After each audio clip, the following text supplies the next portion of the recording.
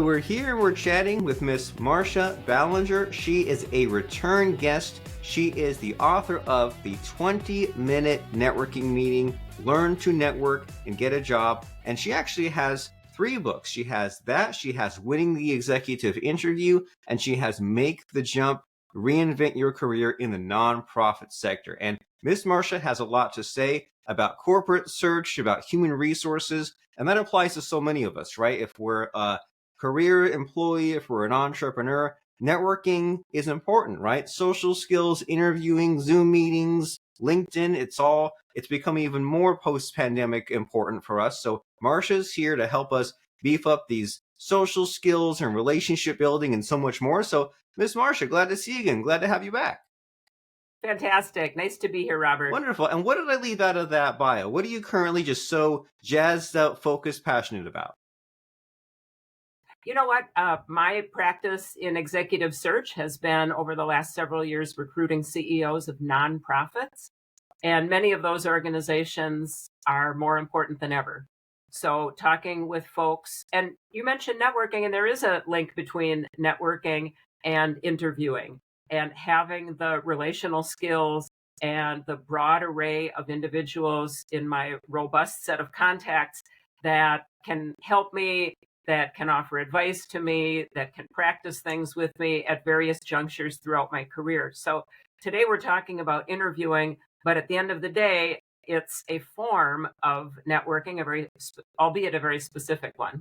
Excellent. And it is important to have those mentors, isn't it? People that can give you the extra advice, because if it's just your own knowledge, experience, perspective, it's real tunnel vision. And we need to just in general get ourselves out there, right? Welcome and relish the opportunity to meet someone new. And I know that when I was younger, I was terrified about any kind of one-on-one interaction, and especially job interview. Even in high school, they did like mock job interview, and I was just like, oh, I'm so afraid of saying the wrong thing, and it wasn't even real, and I was still afraid of it.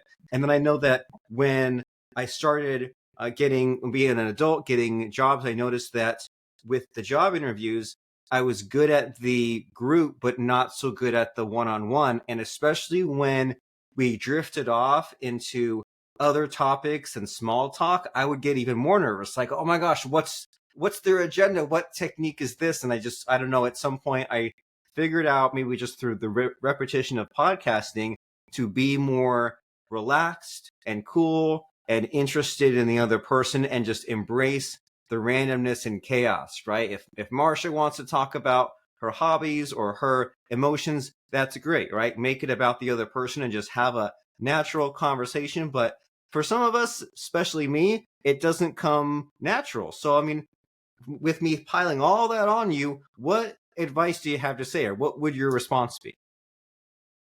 You know, I think you've captured it. Nobody interviews for a living. And if you're lucky, you interview once every 10 years, right? You might be in a job that you enjoy a great deal, and you're not out honing your interview skills. As a matter of fact, most of us don't want to be that person who is highly skilled at interviewing, because every 6 months we're out of work. So you're right. This is a skill that's vitally important to us, but it's one that we use rarely.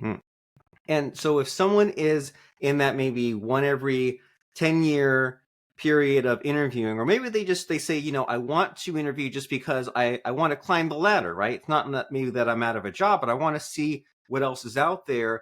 Like, would you recommend someone watch like YouTube videos to see how it's done, or learn specific skills? Or how do we maybe develop this better so that way we just really crush it at what that next interview is?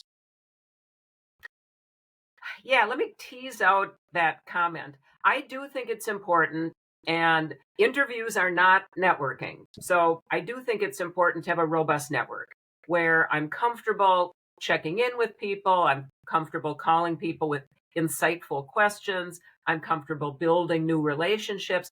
All of those are skills that serve me well when I'm in a job interview. And that job interview might be with a new organization, or it might be with my current organization. And I think one thing that people get wrong about interviews and their understanding of interviews is that there's, you know, a secret code or a secret handshake or something like that. There's not. You already mentioned there's an opportunity to get to know each other in an interview, and truly, that's what it is. Most of the time, and I'll say two things. Most of the time, interviews take place because somebody thinks you're pretty good. You are not called in for an interview for fun and giggles. Most executives do not have hours to waste interviewing people that they don't think are probably right for the job. So if you are called in for an interview, start with the assumption that this is an opportunity more to validate and provide more information, or maybe rise to the top of a small group by getting to know the other person and sharing some pertinent details. It's not a planned, canned sort of secret thing that I have to figure out.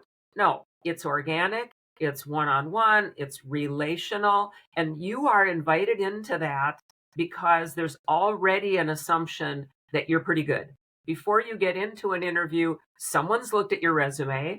The human resources department has probably vetted you. The person you're interviewing with has probably done a first pass and maybe shared it with some other folks, and you've been selected. So go in knowing that you are at a high level of competence, and the interview is more about the nuance of teasing out some of the particulars that could help you and the other party decide if this is the best fit. I like it. That's a great reframe. It's positive, right? And I think that you're kind of awakening things in my brain of like when I was younger and nervous about this sort of thing, I didn't have the perspective you just gave. I didn't think of like, well, they want you to be here. You've already made it, not the full way, but you've made it quite a bit, and they're just trying to see if it's fit. Instead, I was looking at it as like, don't blow it. I wasn't looking at it past that point. And it seems like kind of what you've explained here, the lens I'm looking at it through is like there's like marketing on one side, sales on the other, right? There's like your social media, there's your LinkedIn, there's your prospecting, there's who can you even get to notice you, and then there's the sales on the other extreme where like the sale is get the job or get to that next round of interviews, and it's like you kind of need both, don't you? Because if you have great marketing but then you blow at the job interview, that's not good. And then if you're excellent at job interview but you're not getting job interviews, that's not good either. And so what are you seeing as far as maybe what we need to get to that job interview stage? I know that you're big on if someone has like a small LinkedIn following, that's not good. But if someone just says like, hey, I'm not even like the job interviews aren't coming, or what I'm applying for, I'm not getting, like, what do you think we need to be doing just to get more attention? Yeah, let me go back to what you said about sales and offer a different perspective. And I've said this to large groups of executives in transition. I have said, if you find yourself selling in an interview, close your folio, stand up, thank them very much, and leave because you're not getting the job. And I mean that very sincerely. An interview is sometimes called $1 million decision. And let's think about it. An organization really hopes that at the end of this decision-making process, they find someone who will stay with the organization for a number of years, be successful. You're hoping the same thing. For the hiring organization, take your salary times many years, 10 years of your salary, 10 years of your benefits, 10 years of office rental costs, 10 years of travel and training, 10 years of a sliver of your boss's salary that goes, toward managing you. All of that, and it doesn't take long to get to $1 million. So an organization is making a hiring decision with the most important artifact of that being the interviews. More important even than looking at someone's resume, more important than looking at their LinkedIn, more important even than resumes or testing. The interview is the most important artifact in that decision. And so to go into that decision with my mind already made up, I'm the best fit for this, and I'm just going to come in and cannonball you with salesy sort of talk, is not a posture that ever comes out on top. Because imagine this, In order to be seen as the right person for this $1 million decision, uh, let's go back to what we first said. They're already probably pretty sure you can do the job. That's why you're there. Are you the best person for the job? That's conversation. That's culture fit. That's listening skills. That's ability to articulate. That's someone's decision making process. That's somebody hearing what I have to say and adding to it. Sales and sort of pre prepared or canned answered or persuasion uh, is never a good posture.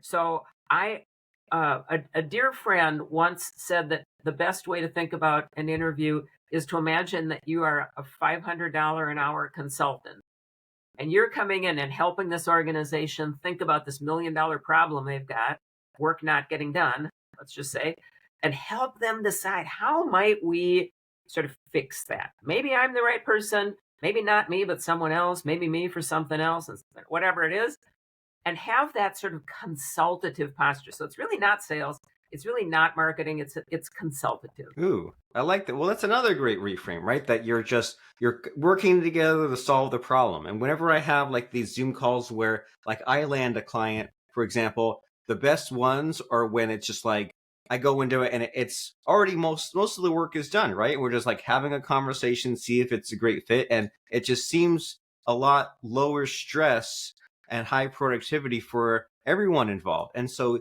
you have these three books and you teach all this great stuff. Do you think, is there something in particular that maybe makes you stand out? Or is there something that like maybe like a lot of others say A and you say B? Is there anything like that where maybe there's something like controversial or differentiating about you? You know, I've certainly been in the business for many, many years. And so, as you get toward the end of your career, you sort of do have license to speak the truth. But what I will say with regard to interviews is about 20 years ago, myself and my colleagues started sitting in on client interviews. So, in other words, if my paying client, who's the hiring organization, has 5 of my candidates that I've recruited coming in for interviews, I sit in the corner and I observe all those interviews. So I wrote the book about interviewing, not so much about the 1,000 interviews that I've done of candidates, which in recruiting you do a lot, but what I've learned sitting in the back of the room, watching a president of a company interviewing candidates and hearing what that person says as the person walks out of the room. What do they say about Robert when Robert leaves the room? What do they say about Marcia when Marcia leaves the room? And I'm in the back, I hear exactly what that candidate says, and I literally can see the reaction. So the book is more from the perspective of what really happens in that interview room. And I do think that's unique. Yeah, that is a cool idea. That it's easy to forget that like when you leave a room, like people are still sometimes talking about you, or like they're not just moving off onto the next candidate directly. They're like kind of like making a decision, doing some kind of an analysis there. And I know that you said here that well, it's not canned, it's not scripted, but it still is good to kind of like know what we're in for. And like I'm sure you've seen like a lot of maybe the same interview questions, and there's always like YouTube personalities that say when they ask you this, don't say that, say that instead. And you're giving me flashbacks to like when I was in a job interview, sometimes they would like want me to tell a story, or I felt like if I answered in a way that made me like kind of showed my excitement or showed my thinking instead of just like facts and figures, like I felt like that got the other person to brighten up. But that was just from that side of the perspective. Like, what do you think are maybe not so much like the canned responses, but like what are the patterns? Like, what should we be doing and thinking about in an interview as far as the success factors? Yeah. So let's talk a little bit about that. Uh, the average interview, if you really want some trivia today, asks about 13 questions per hour. Okay. And also it's important to know that just like in networking, the person that called the meeting runs the meeting. Similarly with interviews, the person called the meeting That's the other person. And so a candidate who comes in and says, let me tell you how this is going to go, uh, that's not going to work. The other person has probably got a slate of questions that they've prepared, you know, 13 or so per hour. There are probably going to be some questions about your skills, your abilities, your background, your experience. What do you know about our type of engineering model? Have you worked with this product line? Talk about the software that you use for planning.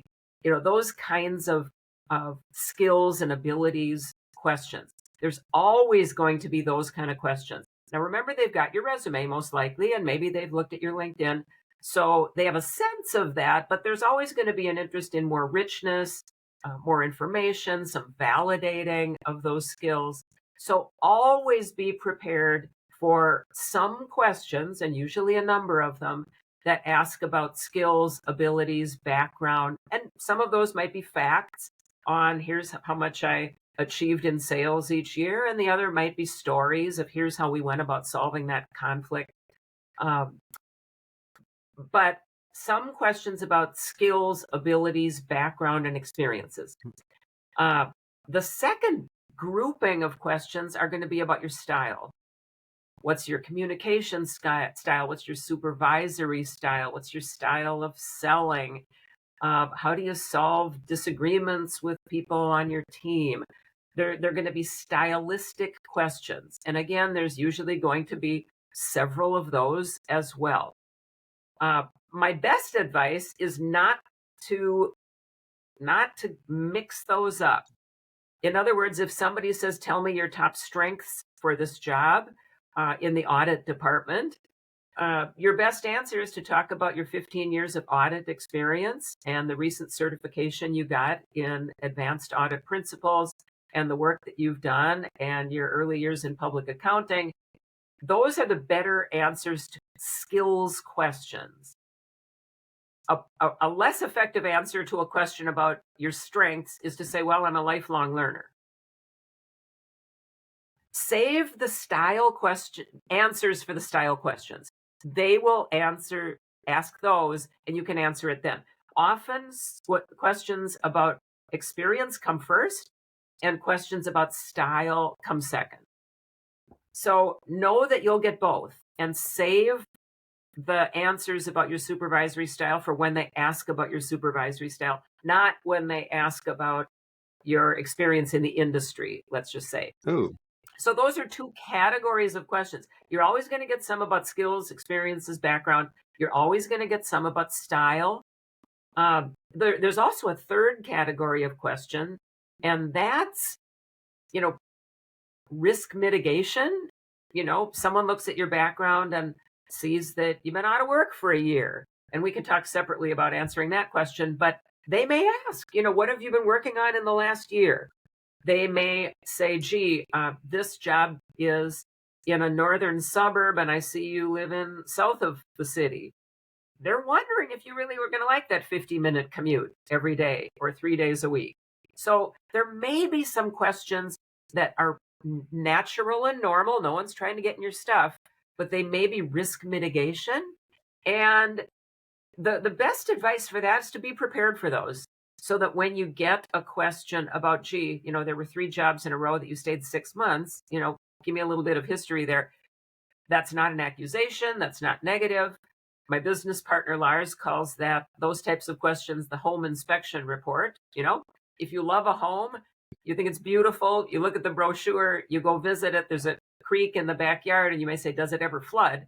You're not trying to be a jerk. You're just sort of doing some risk mitigation. So be prepared for those so that you don't blanch and come across negatively. The fourth category of question are more logistics. When can you start? What sort of compensation are you expecting? Anything unique on the benefits side? Can you work in the office 4 days a week? That's what we're thinking right now.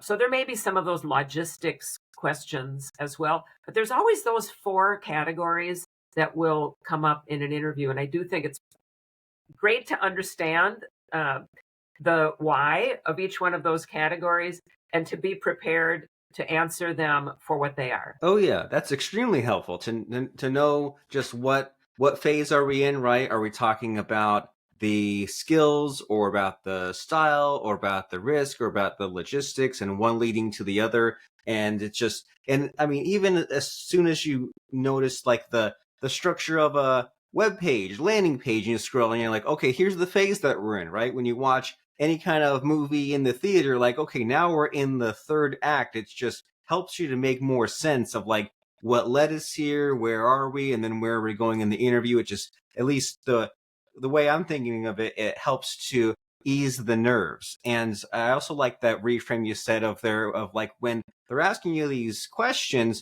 Again, when I was arrogant and youthful, if someone asked me a question I didn't like, I would get so defensive. Like, why do they hate me so much? Why are they asking about why my area code is different than the city or about the gap in the resume? But you're saying it's because they like you 98% and they're just asking about that crack in the foundation. They just want to make sure that they like you, so they wouldn't have asked if they didn't care. And as far as like, I know we only have a few minutes left there in our conversation, but I'm having a lot of fun, and especially in the this kind of topic of being interesting and like answering properly, whatever that means.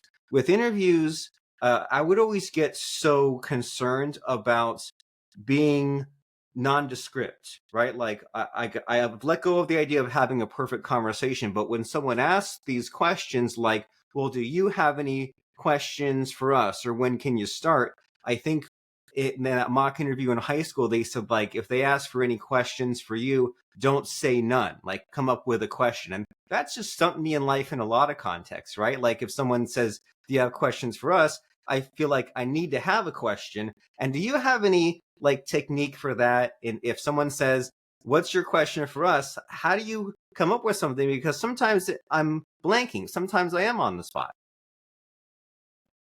Yeah, that's a very good point. You almost always will get asked, and usually when there's just a few minutes left, right? So the expectation is you probably have a couple few questions, right? And they will say, what questions do you have for us?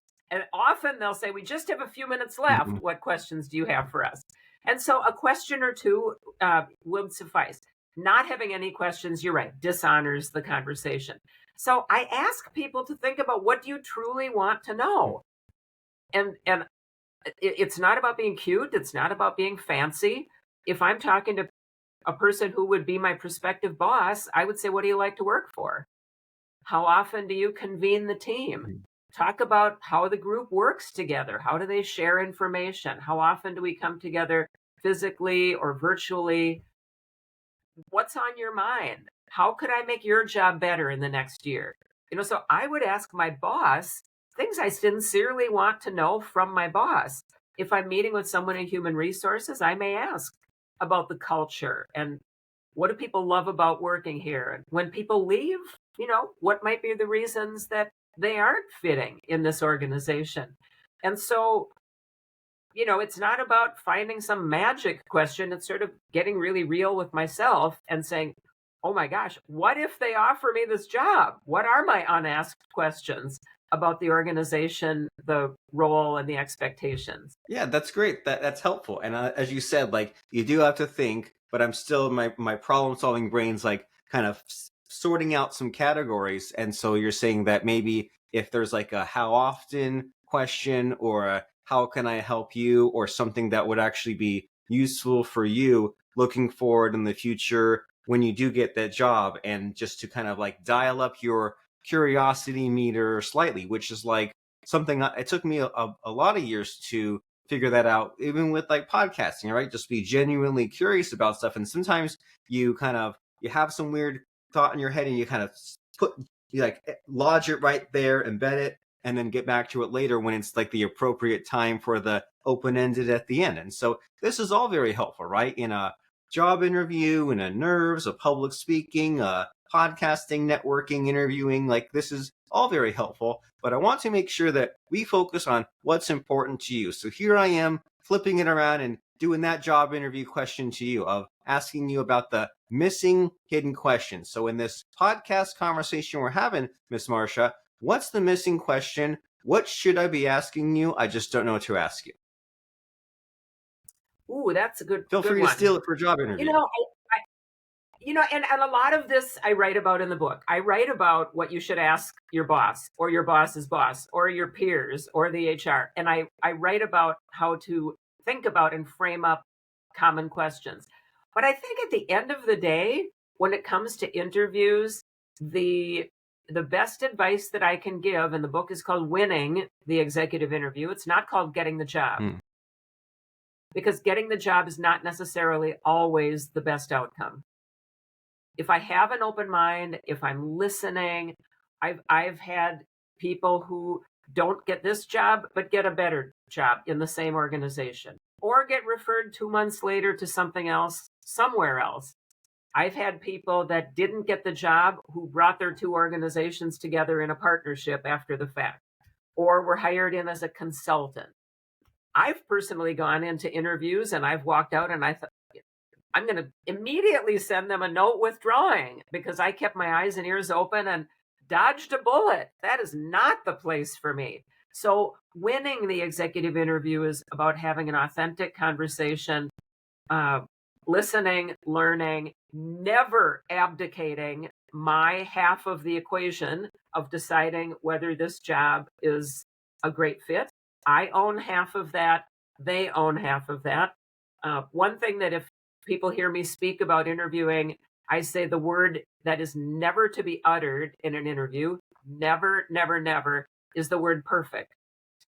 In other words, this job is perfect. I've read a one-page job description and I've all of a sudden discovered and I've determined I'm perfect. Well, you don't buy a $3 million piece of equipment off of a brochure.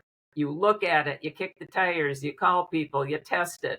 And so going in and holding on to your half of that equation, listening, learning, talking, discussing, and then discerning afterwards about whether this is right for you. So winning comes in many different forms. Yes, and winning is not perfection, right? If there's some sports game and it's the scores this and that, it's like it's not a infinity to zero. It's 14-4. It's that you won, but it doesn't mean perfection. And what's the point of perfection anyway? So you're saying that it's about like finding that good fit, and I'm sure that and I've narrated it, so I've heard of some of these stories, but that's great that sometimes you go and do a job interview and you decide to back out. So it's a great reframe in a lot of different ways. Like I really appreciated the $1 million decision explanation that you gave earlier, where you say, hey, there's your salary, times it by 10, benefits, the slice your manager manages you. Like it's not just about, oh, I really want this job, I'll take any job, I want the money for it. It goes both ways, and they need you maybe even more than you need them. And so it's important to make these decisions wisely, because so many of us get locked in a job and we have this momentum, and it's just because we maybe sold ourselves short. And so we need to be thinking about a lot of what you discussed here today so that we can have better job interview skills, conversation skills in general, networking skills. And we can find out more about this in this excellent book called Winning the Executive Interview. And it spells out exactly what it takes to win your executive interview and get the job offer. Marcia reveals what really goes on from that other side of the desk, how to prepare for a variety of interviews, position yourself for success, the best answers to common interview questions. It's got real world stories, examples, and do's and don'ts. That's Winning the Executive Interview by Miss Marcia Ballinger on Amazon. Before I let you go, Marcia, it's time for the scary part of the podcast. Job interviews, right? Sometimes you get stumped. Sometimes it's scary for a moment. So here's my attempt at scaring you. Do you have a fun or interesting quote or lesson to leave us with today? Ooh, a quote or a lesson. You know what? I'm going to say this. From all of those interviews that I've observed sitting in the back of the room, the candidates who get the job are not those that come on the strongest, that lean forward, that talk the loudest, that jump in the fastest, that know what they're going to say.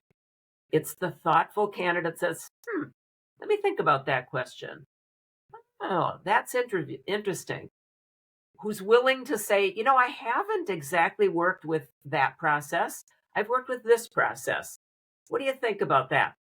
At the end of the day, the choosiest candidate gets the job. Ooh, what a concept that bullying and being forceful and being the loudest doesn't always get you where, right? Sometimes you are authentic and you think these things through. And so let's look into some of this nuance. The book is called Winning the Executive Interview by Marcia Ballinger, PhD. You can also find her on LinkedIn at linkedin.com/in/Marcia Ballinger. She's an award-winning author and speaker, board member, community volunteer. Need to check out her books on Amazon. It's Winning the Executive Interview, which was the focus of today's talk, but there's also the 20-minute networking meeting, and there's Make the Jump, Reinvent Your Career in the Nonprofit Sector. Miss Marcia Ballinger, another successful job interview in podcast interview form, so to speak. It's been wonderful seeing you again. Thanks for bringing what you brought to the table.